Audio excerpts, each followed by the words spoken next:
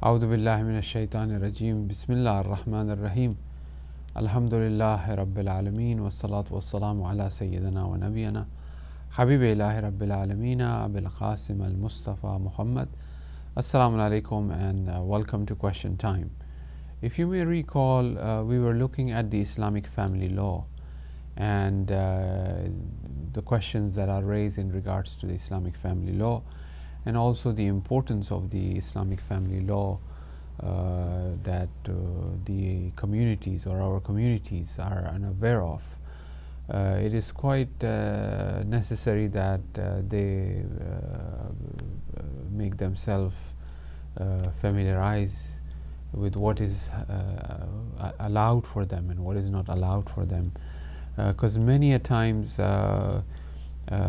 our Islamic communities or Muslim communities are overwhelmed with their cultural or male dominant values that tend to exist within the Eastern hemisphere, tends to dominate. So it is necessary that one make oneself aware and of this canon of law which is considered as Islamic family law. We pointed out to the importance of meher last time, what dowry is and what meher is and where does it really comes from. After marriage, after pronouncement of marriage, after the qualities that are described in marriage, we will look at tonight. There are a lot of questions in regards to divorce.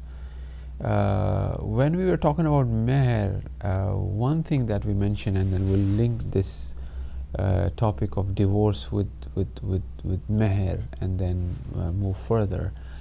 See, any conditions that are placed prior to marriage is considered to be valid. That means as the right of divorce is with the husband within Islam. You know, husband have the right of divorce. Woman, they can execute divorce, which is known as khula, which means that she has to forgive the dowry or the marriage gift or meher, and then she can ask for divorce. But in terms of the essential right, Quran have given that to the husband, to the male. Well, like we said, we will not be discussing the philosophy or the reasons behind why is this not fair. Well, that comes under discussion of the ilalu shara'i, which means the reasons of the law being in that fashion. We are purely looking at what law says, and even this what law says our communities are unaware of. And like as we said, there's a lot of room because the law is very contextual and it belongs to the Muslim ummah of that time, and we still have, through the point of view of the Sharia, to adjust and fit according to our present needs. Now, divorce and the right of divorce essentially belongs to the husband. However, as we said, that when a marriage is stipulated, there could be conditions being laid, and in this condition the right of divorce could belong to the both parties, and this way we could readjust, or this way we are able to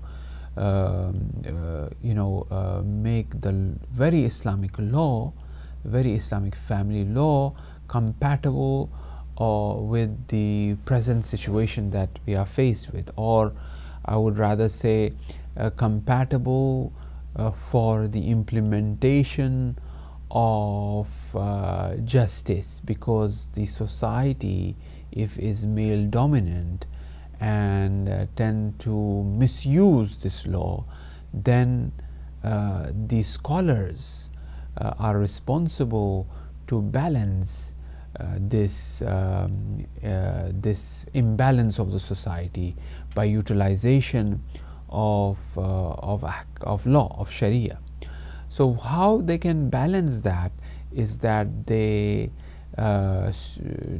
put the condition while the divorce, while the marriage, while the aqd, while the nikah itself is being recited, that the right of divorce naturally belongs to the husband, but the possibility of the male figure, the possibility of the husband misusing this right that he has in order to give trouble, give pain, create difficulties to wife if she is asking for divorce for the valid reason that exists, but still the husband is bothering her, troubling her, and delaying the divorce just to give trouble, then the condition that is laid within the marriage that the right belongs to her as well, or at least if one could say that the right belongs to a body of personalities, scholars, alim, or elderly person from the bride side, not just bride itself. So these things could be mentioned and could take care and balance the misuse of law, because law, see, anybody can misuse the law. Law is blind. Law is it doesn't really stop you when I'm about to practice something, right? It kind of guides us and tells us we should not do. Not that it can come and catch my hand, no.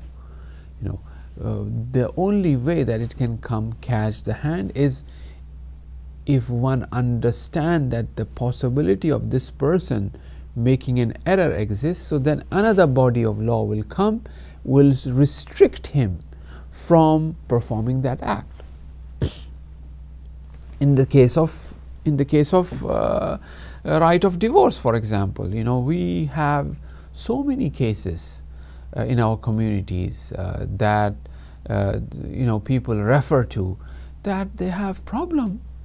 The husband does not have the right, and he is bothering the lady or the wife when there are valid, sound reasons for divorce.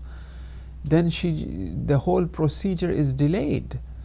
It's not that she cannot get the divorce if the husband is not given. Obviously, the Islamic family law allows you to approach to the mujtahid, to the scholar who have the right from the hakim al-shar, from the marja, to divorce on the behalf of the husband after the regular proceedings that exist. This has been very nicely resolved within the Sunni school of thought, where the Islamic court send notice, 2 or 3 notice to the husband to come and present the case or divorce his wife, and if he doesn't perform that, then the Islamic court basically passes the verdict or recites the divorce and send the certificate to the husband, mail the certificate to the husband. On the similar note, we also have among the Shia school, among the Jafari, that if the husband is bothering the wife, is not giving the divorce, then she can approach the Islamic court and apply for divorce, and the court will investigate and eventually give the divorce. So we also have this law that could come to aid and help. So there are institutes, within UK, as this program is in UK and mostly watched, although Hidayat is seen all over the globe, but UK tend to be the viewers tend to be from UK. So within England, within UK, you have certain offices. For example, the office of Ayatollah Sistani, the office of Ayatollah Khamenei, and other Ayatollah Khoui, for example.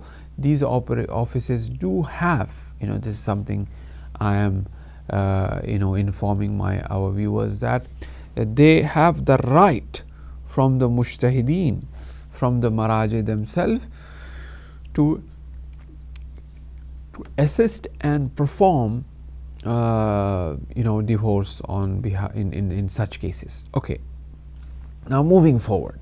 So in conclusion of this canon of law, that this could be protected, the abuse of law could be protected right at the very beginning, when there is marriage being pronounced.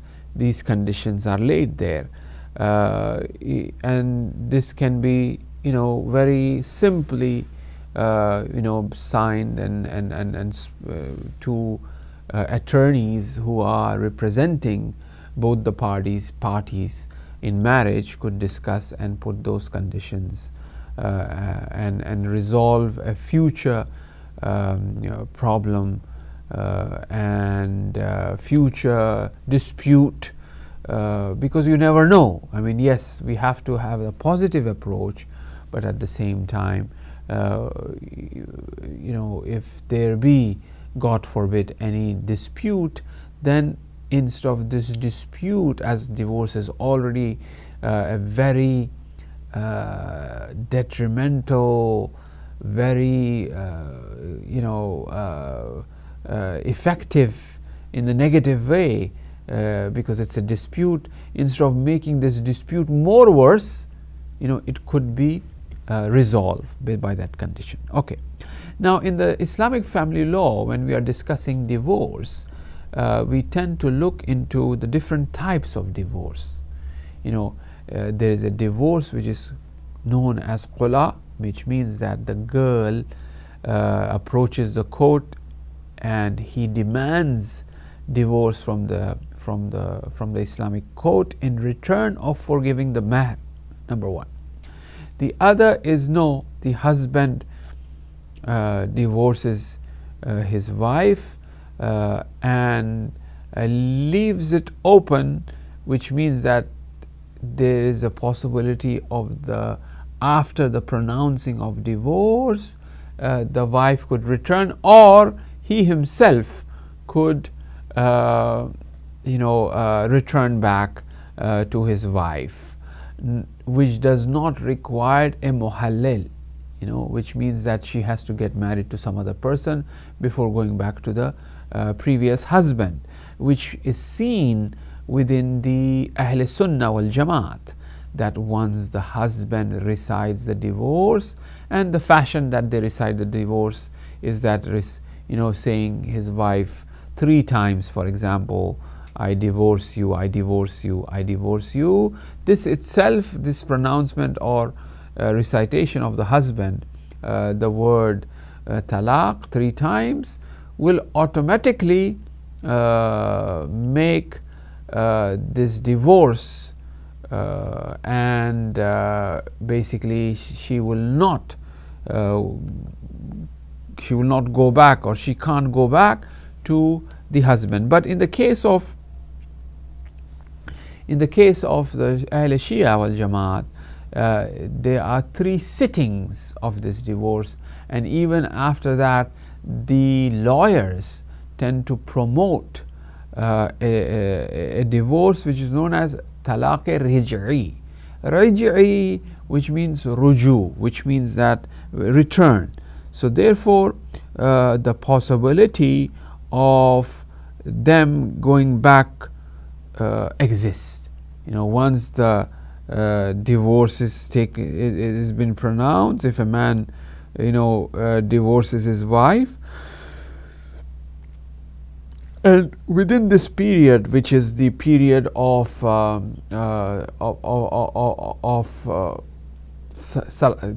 call it thalathat al-tuhur, which means 3 periods, 3 menstrual cycles that she has to wait, which is the idda period, known as the period where they remain, right? Within this 3 menstrual cycle, after 1, after 2, for example, before the 3rd, if they have any copulation, any sexual intercourse been done among them, then that divorce is automatically nullified. They are back to square one. They are husband and wife again. Now again, later on, if he wants to divorce, the same thing will apply. So it makes it, obviously, divorce, as we mentioned earlier, that it is abhor, it's dislike, it is to the level of being an abhor in Islam. It's not light at all, right? So therefore, as it is not liked, as it is not entertained, encouraged within Islam, it tend to make it very difficult, number one, and other than difficult, it also have practices which promotes reconciliation, meaning that, the husband have divorced, she's still living with the husband, and the possibility of them, as they are husband and wife, the possibility of once again having that love is there, then they can, if they once again have that intimate relationship, now they are back to square one. Then they have to really once again recite the divorce. Now, in one of the issues, it says that if a man wishes to divorce his wife, who does, for example, who does, is in a state of in the state of menstrual cycle itself, that divorce will not be considered as a valid one. She has to come out of that menstrual cycle, and she has to be in the state of tahara. Then, for example, the divorce is recited. So once again, it's a question of delaying it. If it has happened there, then it's nullified. Sometimes it happens that the husband wants to divorce, but he doesn't know whether in the state of taharat or not. Now, when the lawyer or the attorney is about to recite, he will inquire and he will check. He will say that, oh, okay, she's in this state of najasat. She's in the state going through that menstrual cycle. As she's going through that, another delay, in terms of 5 or 6 days. So one of the conditions of her is that she has to be in that state of purification, right? Now, the witnesses is also required. You will not have witnesses required within the marriage, but when it comes to divorce, 2 witnesses who must be just is required, when the divorce is recited. It's quite important to have that.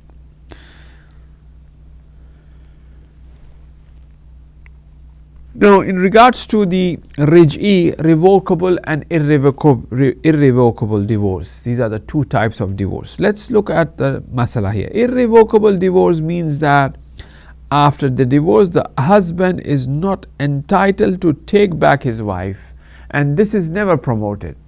And this is like a common practice among the Shias and among the scholars, that they never entertain irrevocable divorce, that she cannot really take back his wife, that he cannot take back his wife, that is, he is not entitled to take her as his wife without nikah. This divorce is of 5 namely kinds. For example, the divorce of a woman who has not completed 9 years of age, the divorce of a woman who is in menopause, the divorce of a woman whose husband has not had sexual intercourse with her after their marriage, the third divorce of a woman who has been divorced 3 times, the divorce called qula and mubarat, number 5, and number 6 is the divorce by intervention of mujtahid in the case of wife whose husband is neither prepared to maintain her nor divorce her.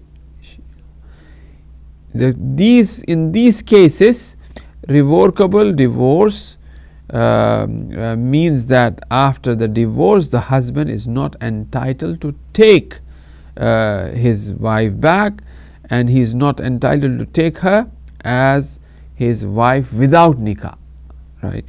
In these sort of types of divorce, right?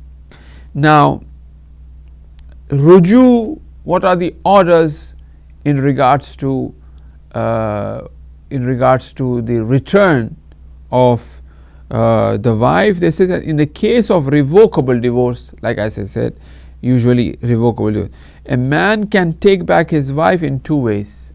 Number 1, by telling her words which would mean that he wants her again as his wife. In those conditions which we mentioned earlier, they have to recite nikah, right? You know, the mujtahid have recited the talaq without the consent because he wasn't paying. In those cases we said, but in this case no, he just say that he wants his wife to return normal. He intends and he wants that. Number, by acting in a manner which would convey his intention to take her back. You know, the husband acts in such a fashion, for example, taking her back with an established by sexual intercourse, as we mentioned earlier. True, the husband may not have intended it, you know, for example, but touching, kissing without intention of taking her back is not sufficient enough. You know, that is not sufficient enough, right?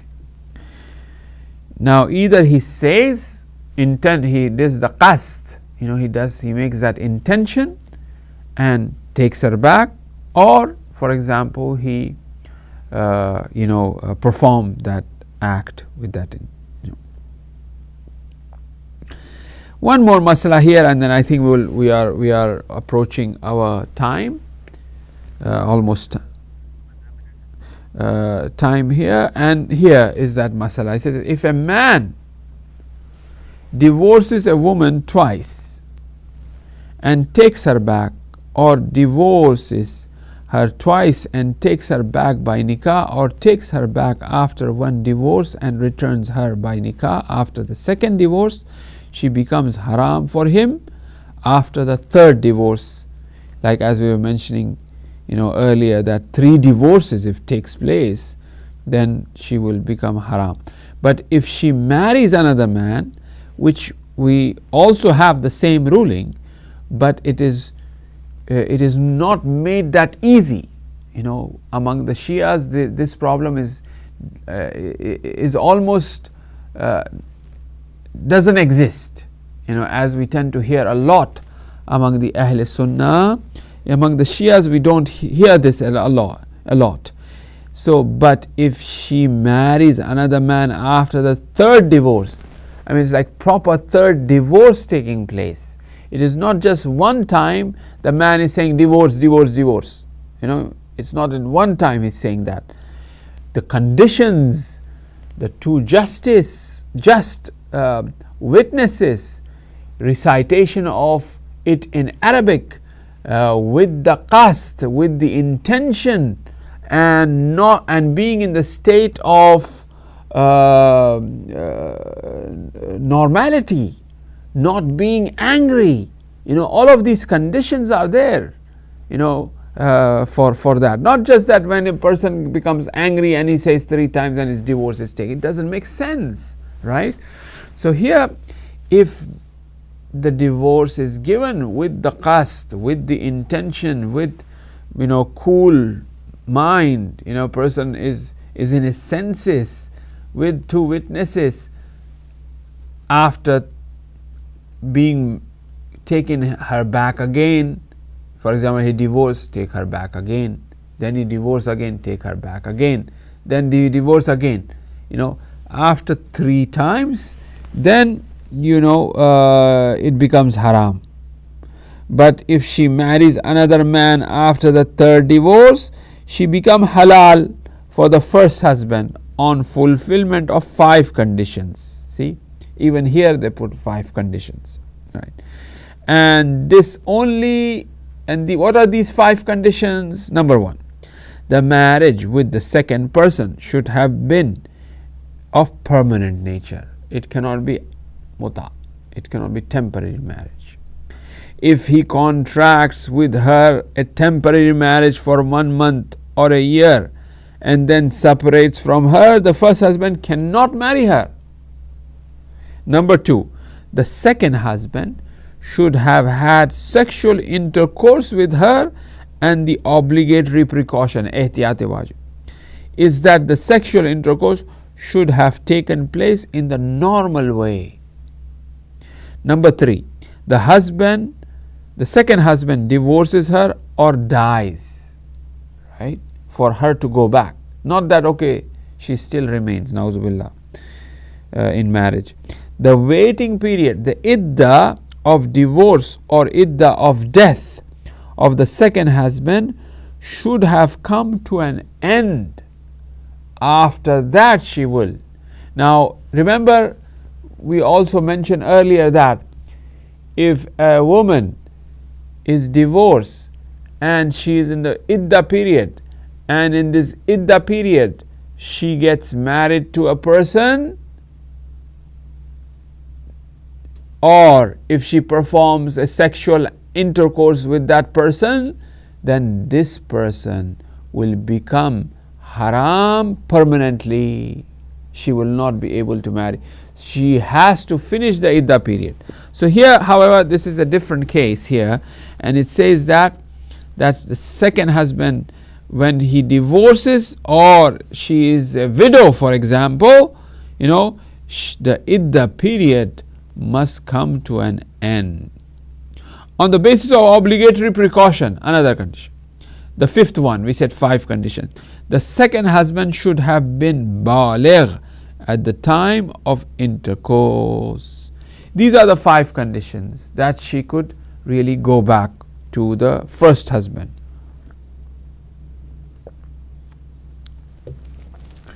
So how many types of divorces are there? There is raj'i and ba'in. Raj'i means revocable divorce, that she could go back or he could take her back. Number 2 is irrevocable, that she can't, unless or until you have a muhallel, which is very similar. But this irrevocable divorce as well that we have are with lot of conditions, as we just kind of pointed out to, we just recited that. Then the 3rd type is, as we said, is khula, which means that a divorce where a wife who develops an aversion from husband and hates him and surrenders to him her meher or some of her property, not just the meher, she even buys the divorce, some of the property, so that he may divorce her, is called khula divorce. The hatred must have been reached a proportion where she would not allow him conjugal rights. She will not allow him to perform any conjugal acts, which means an intercourse, for example, because of the hatred that has reached there. Then in that condition she says that okay, you are not giving me divorce, fine, I go to Hakim al-Shar and I would require, or I would ask for khula, where Hakim al-Shar will ask the husband in regards to the meher and also he would she might provide an incentive that I will give my property, I will give money in return of that khula being taken place. Now, mubarat, divorce, what is that? The third one that we talk about. If the husband and the wife develops mutual aversion, they together, hatred, and the woman gives some property to the man so that he may divorce her, this is called mubarat.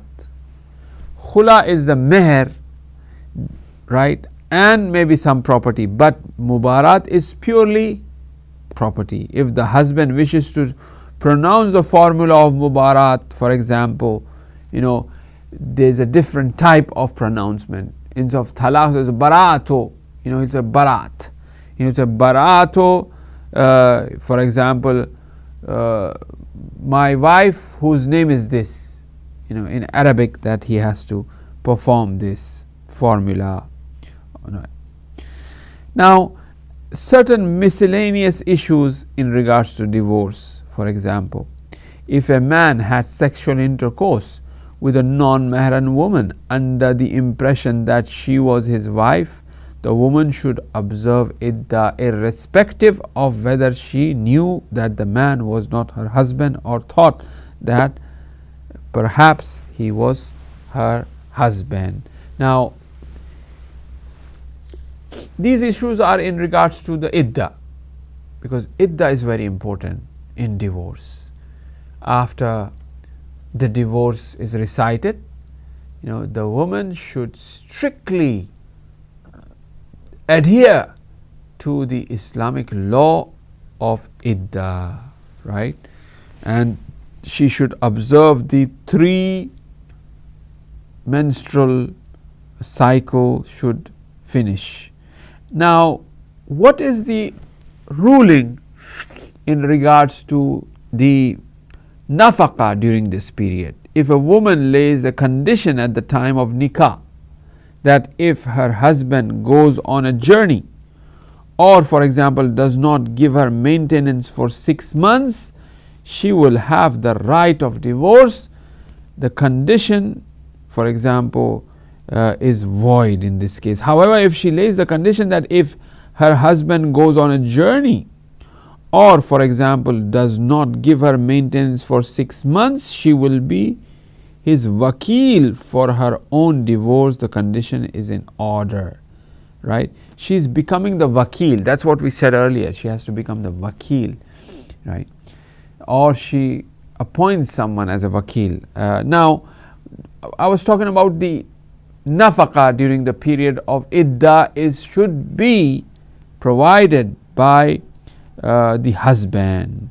It is important that she should be given the maintenance during that period, but however after the iddah is finished, she is considered to be free to go. Now, these are the miscellaneous issues that we tend to see in regards to. So therefore, iddah is quite important that one should really observe in a divorce. Now, in conclusion, brothers and sisters, may Allah subhanahu wa ta'ala protect all husband and wife and make this bond stronger among them, and put the love of Adam and Eve, Musa and Safura, Ibrahim and Hagar, Prophet Muhammad and Khadijatul Kubra salamullah alayha, and Ali, Hazrat Ali alayhi salam, and Fatima Zahra salamullah alayha. But if God forbid any of this issue occur, the point is to approach the community member, elderly members who are there, and the committees that is there, much ahead than it has reached to the boiling point. Counseling is something that one should really look into and consider that as well. We tend to shy away from these things we tend to brush these problems that our community have under the carpet. It is quite important to discuss these things if there be any problem with the imam of the masjid who is experienced and who have an influence upon both parties and could discuss that, inshallah. I think I will take leave here, and we will see you next week again in in question time. And if there be any questions, please do ask, write to us. The email address is at the bottom of the screen. Do email us, and we will be still further looking into Islamic family law in our next program. غفر الله لنا ولكم والسلام عليكم ورحمة الله وبركاته. Thank you very much for watching us, and we hope to see you again next week. Goodbye from Question Time Hidayat. Thank you.